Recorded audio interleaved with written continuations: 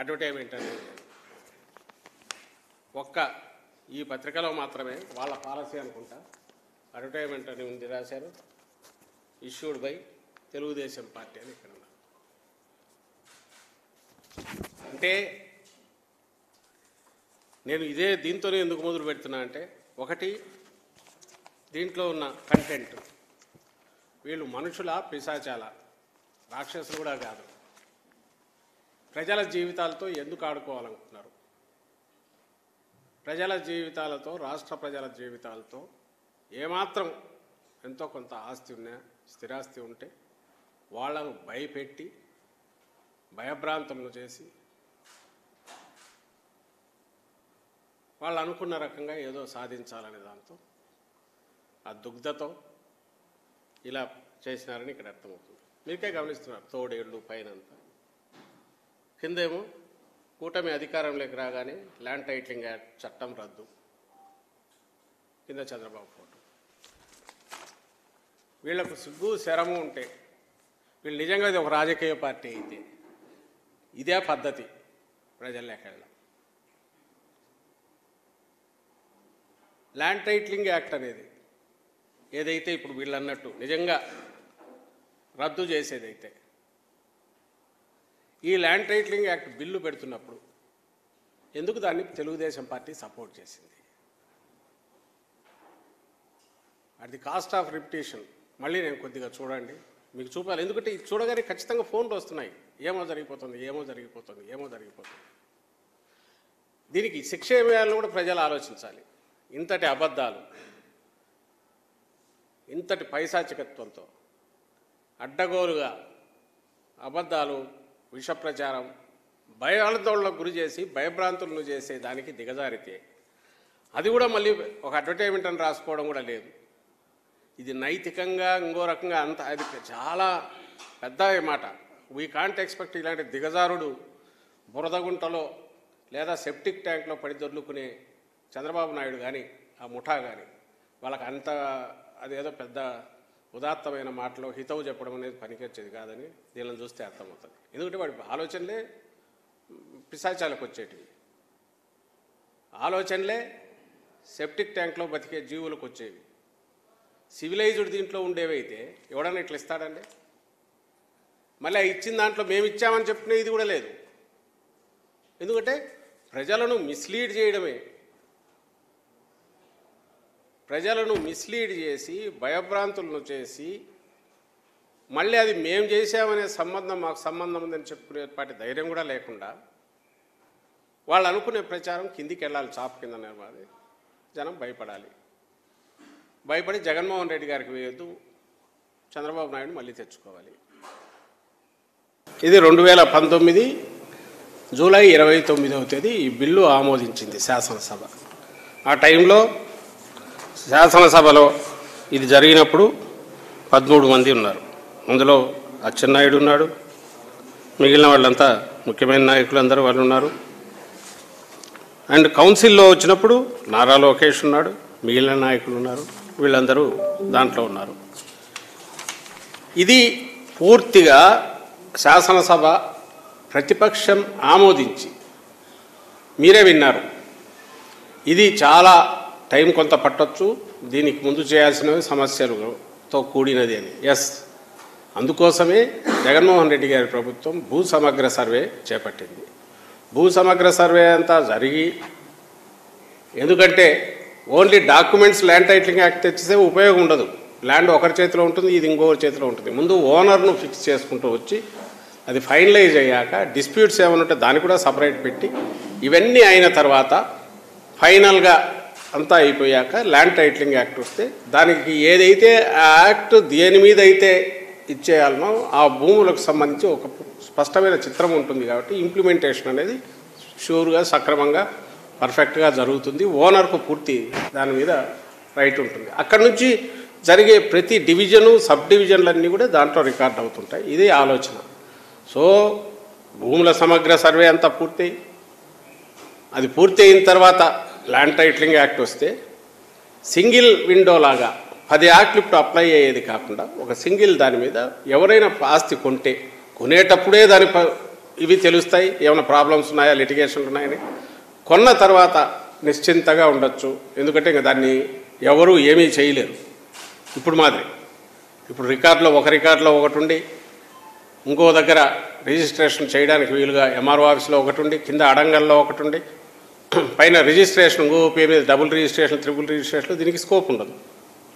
అలాగే ఎవరైనా గవర్నమెంట్ అనుకో 22 అడ్డంగా పెట్టడం కుదరదు. అన్నిటికంటే ముఖ్యంగా ఇన్ కేస్ వన్స్ ఫైనలైజ్ అయినాక ఈ ల్యాండ్ టైటిలింగ్ యాక్ట్ అప్లై అయ్యి ఇది గవర్నమెంట్ ఇచ్చే పూచి, ఇప్పుడు ఉండేదానికి గవర్నమెంట్ పూచి లేదు.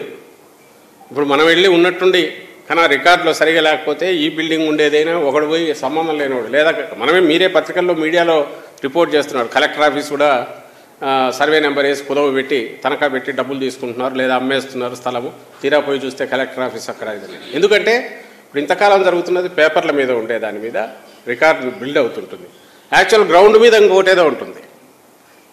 అలాంటిది దీని ద్వారా గ్రౌండ్ మీద ఏముందనేది తీసుకుని దాని మీద రికార్డు బిల్డ్ చేసి పర్మనెంట్ ఒకసారి చేశాక గవర్నమెంట్ పూచి ఇస్తుంది దానికి. రామకృష్ణారెడ్డి ఇది ల్యాండ్ కొన్నాడు, తనకు సంబంధించిన ల్యాండ్ టైటిలింగ్ యాక్ట్ వచ్చినాక అతను అయితే ఏ కారణాల వల్ల ఫర్దర్ దాని మీద అది కాదు అని తేలితే అది గవర్నమెంట్ రెస్పాన్సిబిలిటీ. అంటే ఇన్ష్యూర్ చేస్తున్నారు, పూచి ఇస్తుంది గవర్నమెంట్, కాంపెన్సేషన్ పే చేయాల్సి వస్తుంది. ఇది ఇంత సేఫ్టీ ఇది ఉంది. ఇది జగన్మోహన్ రెడ్డి గారు ఫీల్ కావడం కాదు, అపోజిషన్గా ఉన్న తెలుగుదేశం పార్టీ పూర్తి దానికి ఆమోద ముద్ర వేసి ఆ రోజు మాట్లాడింది ఇప్పుడు చూపించాం. మరి దానికి ఆ రోజు ఈ బిల్లును సపోర్ట్ చేసి యాక్ట్ తీసుకురావడం చేసిన ఈ తెలుగుదేశం పార్టీ, ఈ చంద్రబాబు నాయుడే ప్రతిపక్ష నాయకుడు, ఆ పార్టీ నాయకుడు, శాసనసభలో ఆ రోజు లేడు కానీ తనే దాని నాయకుడు. ఈరోజు ఇది ఎట్లిస్తాడు? ఈ దిగజారుడుతనం దేనికి? ఇంత అబద్ధాలు ఎందుకు ప్రచారం చేస్తున్నాడు? మరి ఒకవేళ నిజంగా తన ల్యాండ్ టైటిలింగ్ యాక్ట్ అనేది అది డేంజరస్ ఇది అనుకుంటే 2019 ఆ బిల్లు పెట్టినప్పుడు ఎందుకు సపోర్ట్ చేశాడు? పోనీ ఆ తర్వాత తనకు జ్ఞానోదయం అయితే దాని మీద ఇమ్మీడియట్ సెంటర్కి పోయింది, 10-14 డిపార్ట్మెంట్లలో తిరిగింది, డిఫరెంట్ మినిస్ట్రీస్కి వెళ్ళింది, అక్కడి నుంచి సవరణలు వచ్చాయి, సూచనలు వచ్చాయి, వాటిని దీంట్లో ఇంపార్ట్ చేసి తయారు చేసిన యాక్ట్ ఫైనల్గా ప్రెసిడెన్షియల్ అసెంట్కి పోయింది. ప్రెసిడెన్షియల్ అసెంట్ వచ్చింది. ఇప్పుడు అది ఓన్లీ గెజిట్ పాస్ అయింది. దాని తర్వాత ఫర్దర్ ఇంప్లిమెంటేషన్లో లేదు, దానికి ప్రొసీజరల్ ఇవి తయారు కాలేదు, గైడ్ లైన్స్ తయారు కాలేదు, బేర్ యాక్ట్ మాత్రం గెజిట్లో వచ్చింది అంతే. దీనివల్ల దీని తర్వాత తయారు దాంట్లో ఇంప్లిమెంటేషన్కి సంబంధించి ఇంకా చాలా జరగాలి. అసలు దానికి ముందు అవసరమైన సమగ్ర సర్వే పూర్తి కావాలి. నిజంగా ఏ గవర్నమెంట్ అయినా దీనికి పూర్తిగా చిత్తశుద్ధి లేని వాళ్ళైతే ల్యాండ్ టైటిలింగ్ యాక్ట్ ఒకటి చేసేసి, ఎందుకంటే నీతి ఆయోగ్ కూడా ప్రపోజ్ చేసింది, సెంట్రల్ గవర్నమెంట్ అయితే ఇప్పుడు చంద్రబాబు నాయుడు ఎవరితో అయితే పొత్తు పెట్టుకున్నాడో ఆ బీజేపీ సపోర్ట్ చేసింది, బీజేపీ రాష్ట్రాలు ఇది చేసాయి, లేదా మిగిలిన నీతి ఆయోగ్ అక్కడి నుంచి చాలా యాక్టివ్గా దాన్ని పర్స్యూ చేస్తూ స్టేట్స్కి రాసాయి. వాళ్ళందరూ ఇప్పుడు వీళ్ళ కూటమిలో ఉన్న బీజేపీతో, నరేంద్ర మోడీతో కానీ, కూటమి ఆయనతో అమిత్ షాతో కానీ ఇంకోరితో కానీ ల్యాండ్ టైటిలింగ్ యాక్ట్ అది చెత్తదని ఒక మాట చెప్పించమనేది. దానికి అడ్వర్టైజ్మెంట్ ఎందుకు? కోట్లు ఖర్చు పెట్టి ఎవడైనా ఎన్నికల దగ్గర వస్తే ఏం యాడ్స్ ఇస్తారండి? నువ్వేం చేస్తావో ఇచ్చుకుంటాడు. ఇన్ని కోట్లు ఖర్చు పెట్టి ఒక అబద్ధాన్ని నిజం చేయాలని చెప్పి జగన్మోహన్ రెడ్డి గారి మీద అభాండాలు వేస్తూ ప్రజలను భయపెట్టి ఆయనకు ఓటు వేయనీయకుండా, జగన్మోహన్ రెడ్డి గారికి ఓటు వేయనీయకుండా చూడాలని కుట్ర ఏదైతే ఉందో ఇది దేనికి నిదర్శనం? నీ దిగజారుడుతనానికి, భయపడుతున్నావు అనడానికి, దివాలా తీసావనడానికి, ఎత్తిపోయావనడానికి, నీకు మాట్లాడడానికి కానీ ప్రకటన ఇవ్వడానికి కానీ ఏమీ లేదనడానికి. శవం కదా పోతున్నప్పుడు దింపుడు కళ్ళ మాసంటారు, అంటే అది ట్రెడిషన్. దింపి అక్కడ వెయిట్ చేస్తే ఒకవేళ లాస్ట్ ఛాన్స్ ఉంటుందేమని. అది ఎప్పుడు జరగలేదు, జరగదు కూడా, కానీ అది నడుస్తుంది ఆచారం. అట్లా నీ శవం ఊరేగింపు ఏదైతే ఉందో దాంట్లో ఆఖరణ దింపుడు కళ్ళ మాసలాగా అడ్డంగా, అసహ్యంగా ఓ రాజకీయ పార్టీ కాదు, సివిలైజ్డ్ నాగరికమైన సమాజంలో ఉండే ఒక వ్యక్తి కూడా ఎవడు చేయకూడని దిగజారుడు, నీచమైన, పైశాచికమైన పని చంద్రబాబు ఈ కోట్లు ఖర్చు పెట్టి చేశాడు. ఈరోజు నువ్వు వస్తే పొడుస్తాననిందో లేకపోతే నువ్వు గతంలో చేసిందో చెప్తూ ఎందుకు యాడ్స్ ఇచ్చుకోలేకపోయావు చంద్రబాబు? ఈ అడ్డగోలు అబద్ధాలను ఎందుకు దీని మీద పడేసావు? దీనికోసం కోట్లు ఎందుకు ఖర్చు పెడుతున్నావు? అంటే చెప్పుకోవడానికి ఏమీ లేదు. రేపు చేస్తాననేది ఎవరు నమ్మరు, నీకు తెలుసు, నువ్వే నమ్మట్లే. కాబట్టి జగన్మోహన్ రెడ్డి గారిని బూచోడ్లాగా చూపించి ఆయన వస్తే మీది కొట్టేస్తాడంటే జనం బెదురుకొని ఆయనకు ఓటు వేయారనే దీంతో దుష్ట పన్నాగంతో విషపూరితమైన ఆలోచనతో ఈ పని చేశాం. మళ్ళీ అడుగుతున్నాం, ఎందుకు ఆ రోజు ఆ బిల్లుకు సపోర్ట్ చేసావు? మొన్న అడిగాము కానీ సంజాయిషి లేదు, దానికి ఎక్స్ప్లెనేషన్ ఇవ్వాలా. పోనీ తర్వాత నీలో ఏదన్నా ఇది వచ్చింది అనుకుంటే ఇంత ప్రాసెస్ 19లో ఆమోదించిన బిల్లు తర్వాత ఇన్ని సంవత్సరాలు దాన్ని డ్యూ కోర్స్ పోతున్నప్పుడు మధ్యలో ఎక్కడా దీన్ని ఎందుకు మేము రియలైజ్ అయ్యాము, ఇదిగో ఈ కారణాల వద్ద అంటున్నామని ఎందుకు అనలేదు? ఇప్పుడు ఎన్నికల ముందు మాత్రమే 4 రోజులు 3 రోజుల పోలింగ్ ఉందనుకో ఈ అడ్డగోలు దుష్ప్రచారానికో విష ప్రచారానికో ఎందుకు తెరలేపావు? సరే, పొలిటికల్గా ఎన్నెన్నా అనుకుంటాం, ప్రజలను భయభ్రాంతులను చేయడం అనేది ఒక రాజకీయ పార్టీ, ఏ రాజకీయ పార్టీ అయినా అది కరెక్ట్ పద్ధత. ఈసీ పర్మిషన్ దీనికి ఇచ్చిందంటే అంతకంటే ఘోరం ఉండదు. అసలు ఈసీని అప్రోచ్ అయ్యారలేదు తెలియదు. మేము ఇవ్వచ్చు ఇట్లాంటివి చంద్రబాబు గురించి. కానీ ప్రజలకు ఇది అవసరం. మరి ఓట్లు వేసేటప్పుడు ఇది చూసి వేస్తారా? ఇప్పుడు అడ్డంగా బుక్ అయినట్టే కదా. శాసనసభలో ఆమోదించారు, శాసనమండలిలో ఆమోదించారు, ఎక్కడా వ్యతిరేకించలే. ఈరోజు మరి అడ్డంగా ఇదే ల్యాండ్ టైటిలింగ్ యాక్ట్ ఏదైతే నువ్వు ఆ రోజు సపోర్ట్ చేసావో నువ్వు వస్తే రద్దు చేస్తా అంటావు. కొన్ని రద్దు చేయాలంటే కూటమి ఆమోదం ఉండాలి. మరి మోడీతో చెప్పించు, అది చేయట్లాగా చేయలేకపోతున్నావుగా. నిన్న మొన్న ఆయన వచ్చినాడు, అమిత్ షా వచ్చినాడు, వాళ్ళ ముందు మేము వచ్చేస్తే దీన్ని రద్దు చేస్తామని ఒక మాటని వాళ్ళతో కూడా చెప్పించవచ్చు కదా. మిగిలిన తిట్లన్నీ తిట్టిస్తున్నావు కదా, మిగిలినవన్నీ నువ్వేదేది అంటున్నావో వాళ్ళ నోళ్ళలో వాళ్ళకి అది అయిందో లేదో ఏమీ తెలియదు. ఎందుకంటే అంతకుముందు వాళ్ళు నిన్ను తిట్టినారు 19లో. మరి దీన్ని ఎందుకు చేయలేకపోయినాం? ఇది ఈ యాక్ట్కి సంబంధించి ఇది చేస్తున్నది. ఈ బిల్లు అప్రూవ్ అయ్యి యాక్ట్ అయిపోయి ఇంతకాలమైనాక ఈరోజు చేసే దుష్ప్రచారము, ఇంకా దీన్ని ఏ భాషలో తిట్టాలన్నా కూడా ఇంతకంటే ఏం తిట్టాలన్నా కూడా అర్థం కావట్లా. దీని తర్వాత 3 విభిన్నమైనవి. ఒకటి భూ సమగ్ర survey which should be the base, అది పూర్తి అయ్యాక తయారయ్యే ల్యాండ్ టైటిలింగ్ యాక్టు, ఇంప్లిమెంటేషన్లకు వచ్చే ల్యాండ్ టైటిలింగ్ యాక్టు. 3వది రిజిస్ట్రేషన్ల మీద అదెక్కడ అన్యాయం, దారుణము. ఈ రిజిస్ట్రేషన్లు, ఈ స్టాంపింగ్ జరిగి సంప్రదాయమైన పద్ధతి నుంచి దీనికి ఎప్పుడైతే ఇప్పుడు మారి జరుగుతుందో ఆల్ ఆఫ్ ఏ సడన్ 10-15 రోజుల నుంచి అడ్డగోలు విష ప్రచారం చేస్తున్నారు. 3 కలిసి మీ ఆస్తి మీది కాదంటారు, జిరాక్స్ కాపీ మీకు ఇచ్చే జిరాక్స్ కాపీ అంటారు, అసభ్యంగా మాట్లాడుతున్నారు. మళ్ళీ రిపీట్ చేయలేని మాటలు బహిరంగ సభల్లో. ఓల్డేజ్ వల్ల వచ్చిందో ఏదో తెలియదు కానీ అతను మాట్లాడుతున్న మాటలు అది వెకిలిగా నవ్వుతూ మాట్లాడుతున్నాడు. సరే, దానికి సంబంధించి కూడా చూపుతాను. అవి ఒకసారి ఆ డాక్యుమెంట్ చూపు.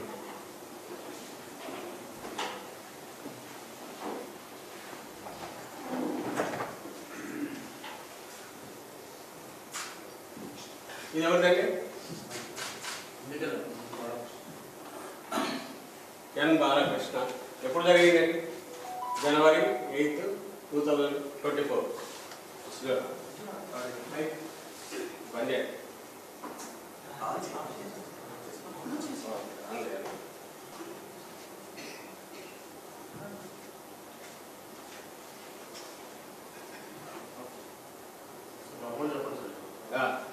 సో జనవరి 8, 2024 దాని ట్రాన్సాక్షన్ జరిగింది.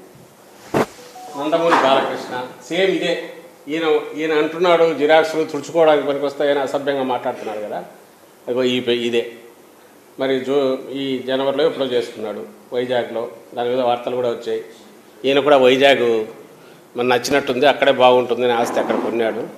అంటే రాజధానికి అదే బాగుంటుంది అని అనుకున్నాడు కూడా వచ్చాయి. నెక్స్ట్ చూపించు ఆయన పేరు, అవి ఇది చేయించిన వాళ్ళు పని మూజీ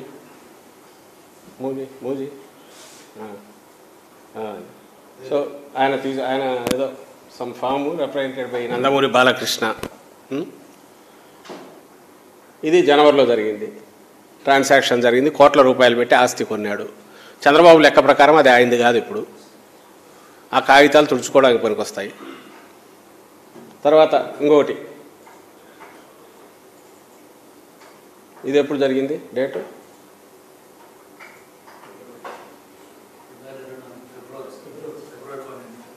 ఈ సంవత్సరమే కదా, 24 ఫిబ్రవరి.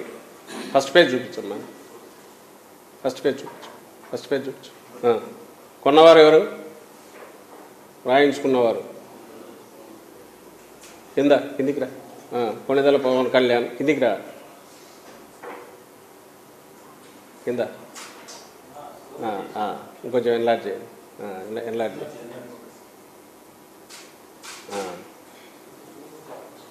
ఇది పవన్ కళ్యాణ్. ఈయన ఫిబ్రవరిలో కొన్నాడు. ఇప్పటికి 4 నెలలు 5 నెలలు అవుతుంది కదా. ఏమైంది ఆస్తికి? మరి ఎవరన్నా పోయి జెండా పాతవచ్చు, మీరే పోవచ్చు. ఇప్పుడు వీళ్ళు చెప్పిన దాని ప్రకారము ఎవరైనా సరిపోయి ఆ ఆస్తిలో జెండా పాతవచ్చు, ఎందుకంటే వాటికి విలువ లేదుగా. మరి అది కరెక్ట్ అయినా ఒప్పుకుంటారా? నిజంగా ఈ విలువ లేదంటే మరి ఆస్తులు కొంటున్నారు, ఇంకా తీస్తే దొరుకుతాయి. మొత్తం నాకు తెలిసి ఇప్పటికి లాస్ట్ మంత్ ఎప్పుడో చాలా ట్రాన్సాక్షన్స్ దండిగా జరిగాయి అన్నారు. ఐ థింక్ ఎన్ని జరిగాయి? 62,93,982 ఇప్పటికి ఇష్యూ చేశారు. ఇన్ని ట్రాన్సాక్షన్స్ జరిగాయి. సరే, వాళ్ళందరూ ఎందుకు? వీళ్ళ ల్యాండే. మరి వీళ్ళ లెక్క ప్రకారం అది వాళ్ళది కాదు. మరి ఎవరైనా పోయి జెండా బాస్తే కాదంటే వదిలేస్తారా? మరి ఈ స్టాంపింగే అది కన్వెన్షనల్ సంప్రదాయ పద్ధతిలో ఉన్న నాన్ జ్యుడిషియల్ స్టాంప్ పేపర్స్ కాదు ఇవి. పోనీ ఇది ఎప్పటి నుంచి వచ్చింది? అది పెట్టు, ఆ టేబుల్ పెట్టు. అదద్దు ఎప్పుడు వచ్చిందండి? తెలుగుదేశం ప్రభుత్వం హయాంలో 2016లో 17లో మొదలైంది. 2017లో ఇది మొదలైతే 2016-17 ఫైనాన్షియల్ ఇయర్ స్టాంప్ డ్యూటీ దీని ద్వారా ఇన్ని ట్రాన్సాక్షన్స్. సెకండ్ ఇయర్ 17-18 వాళ్ళే ఉన్నారు, 77,000. థర్డ్ ఇయర్ ఇలా పెరుగుతాయి. ఇప్పుడు మొత్తం ఇప్పటికి 62,93,982 సర్టిఫికెట్లు ఇష్యూ అయ్యాయి. మరి దీన్ని ఏమంటారు? ఎప్పుడు మొదలైంది ఇది? నాన్ జ్యుడిషియల్ స్టాంప్ పేపర్స్ నుంచి, కన్వెన్షనల్ దీని నుంచి తీసి కొత్త ఈ విధానం ఏదైతే ఉందో స్టాక్ హోల్డింగ్ కార్పొరేషన్ లిమిటెడ్ అనే ఒక సంస్థ పెట్టి సెంట్రల్ గవర్నమెంట్ దాని ద్వారా ఈ అవకతవకలను అక్రమాలను అరికట్టాలని చెప్పి ఇది తీసుకొచ్చింది. దేన్ని ఒకసారి మళ్ళీ వెనక్కి పోయి దాన్ని పెట్టు, పవన్ కళ్యాణ్ కానీ ఈ stamp. This is the perfect world wide follow అవుతున్న సిస్టమ్. ట్యాంపర్ ప్రూఫ్, ఎవడు దాన్ని ఏం చేయలేడు, దీని మీద అక్రమాలు చేయలేడు, కొత్తవి పుట్టించలేడు. పాత డేట్తో ఇప్పుడు చేసుకుంటున్నట్టు స్టాంప్ పేపర్ చేతిలో ఉంటే పాత డేట్తో అగ్రిమెంట్ చేసుకొని చేసే అక్రమాలు జరగవు. దానికోసం ఫుల్ ప్రూఫ్ సిస్టమ్ అని తీసుకొచ్చింది. ఇది పోనీ ఎవరు పెట్టారు? ఇది ఎవరు పెట్టారు? జగన్మోహన్ రెడ్డి గారు కాదు. 2016-17లో మొదలైంది. అప్పుడు ఎవరు అధికారంలో ఉన్నారు? నారా చంద్రబాబు నాయుడు. మరి ఆయనే చేసింది కదా ఇది. ఆ రోజు ఎందుకు ఆపలే? ఇది ఏదో తుడుచుకోవడానికి పనికొచ్చేవైతే, జిరాక్స్ పత్రాలే కాపీలే మీకంతా అయితే ఆ రోజు ఎందుకు దాన్ని అడ్డగించలేదు? దీన్ని ఎందుకు ఇంట్రడ్యూస్ చేశారు? ఇదేమో నువ్వు ఇంట్రడ్యూస్ చేసింది, దేశమంతా నడుస్తున్నది, 24 రాష్ట్రాల్లో ఉంది. ఇప్పుడు జగన్మోహన్ రెడ్డి గారు దాన్ని ఓన్లీ కంటిన్యూ చేస్తున్నారు.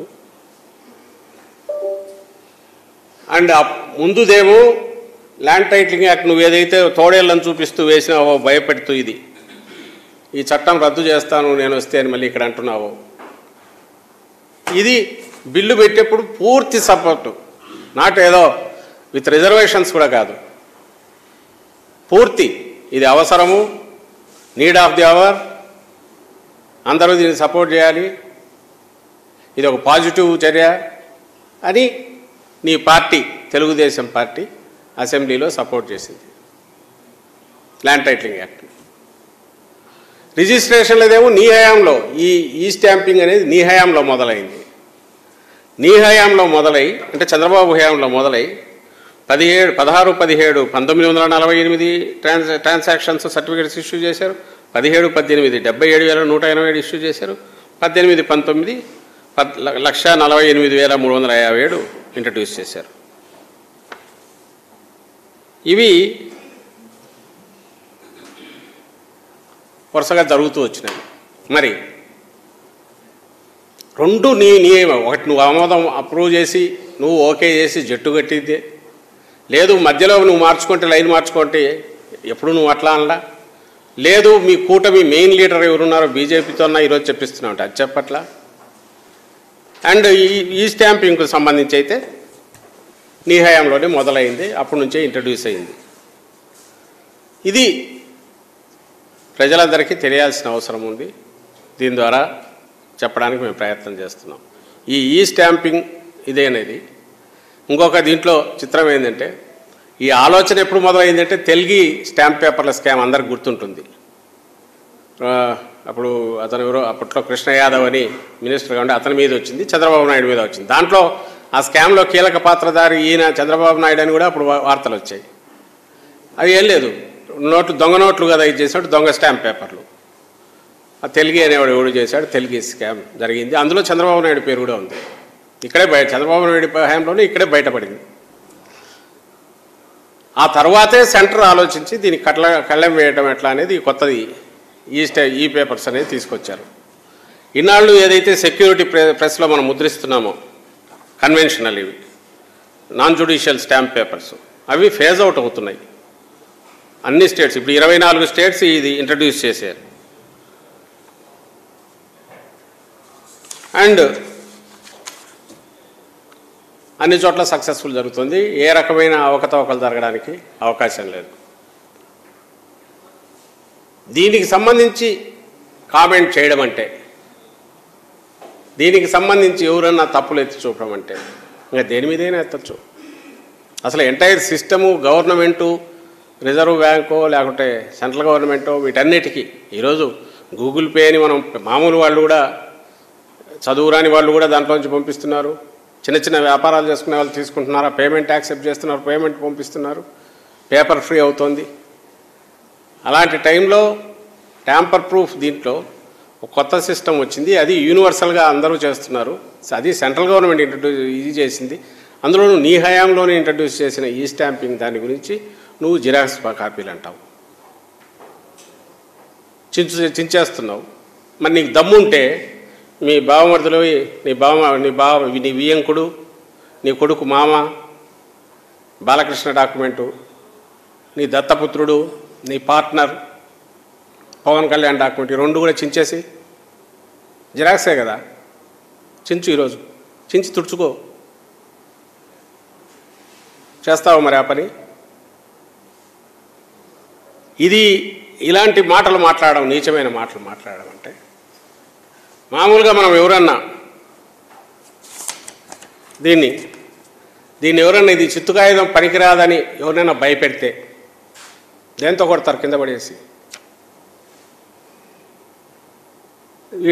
ఈ మాట్లాడే వాళ్ళు కూడా అట్లే కొట్టాలి ప్రజలు. ఎందుకంటే సొసైటీ కొన్ని కట్టుబాట్లకో రూల్స్కో అబైడ్ అయి ఉండి ఓ పద్ధతి ప్రకారం నడుస్తున్న దాన్ని డిస్టర్బ్ చేసి, అసలు ఏదీ లేదు, అరాచకం ఉంది, ప్రభుత్వం అనేది లేదు, వ్యవస్థలు అనేవి లేవు, దేనికైతే నువ్వు అధిపతి కావాలనుకుంటున్నావో అసలు అదే అబద్ధం. అది ఎవరు చేస్తారు? టెర్రరిస్టులో ఈ ఉగ్రవాదులు ఉంటారు కదా, ఈ వ్యవస్థ మీద నమ్మకం లేని వాళ్ళు ఇలాంటి ప్రచారం చేస్తారు. నువ్వు అది చేస్తున్నావు. మరి దీన్ని ఎందుకు నమ్మాలా? ఇది కూడా ఇది కూడా ప్రభుత్వం ఒక ఆర్బీఐ ప్రింట్ చేసిందే కదా. ఇది ప్రజలకు చెప్పు, మీరు పట్టుకున్న నోటు చెల్లదు. ఎందుకంటే నువ్వన్న భూమి నీది కాదంటున్నావు, నీ చేతిలో ఉన్న డబ్బు చెల్లదు అనను. నిన్ను కింద పడేసి ఎట్ట కొడతారో చూడు. ఈ మాట అన్నందుకు కూడా వీళ్ళని అట్లా కొట్టాలి. ప్రజలకు మేము అప్పీల్ చేసేది ఏంటంటే, ఈ దుర్మార్గుడు, ఈ సమాజంలో ఉండడానికి అర్హత లేని చీడపురుగు చంద్రబాబు నాయుడు 24 ఎన్నికలు ఇంకా అయిపోయాయి, సక్రమమైన మార్గంలో ఎప్పుడూ రాలా. ఈవెన్ కూటములు కట్టో నలుగురి మీద డిపెండ్ అయ్యి వాళ్ళ భుజాల మీద ఎక్కినా కూడా అయ్యేట్టు లేదు ఈసారి. కాబట్టి భయపెడదాం. ఒక దేవుణ్ణి చూపించి రాక్షసుడని భయపెడదాం.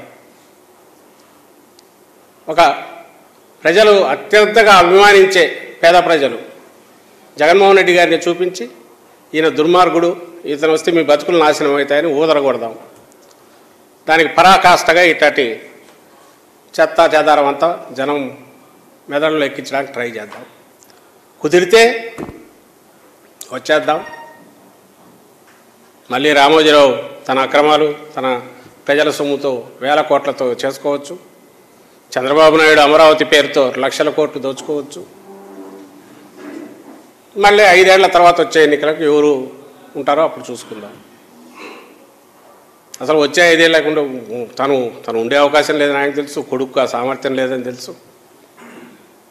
నువ్వు ఇచ్చిన 6 హామీలకు కూడా దాని మీద నీకే నమ్మకం లేదడానికి ఇంతకంటే ఉదాహరణ ఏమన్నా కావాలా?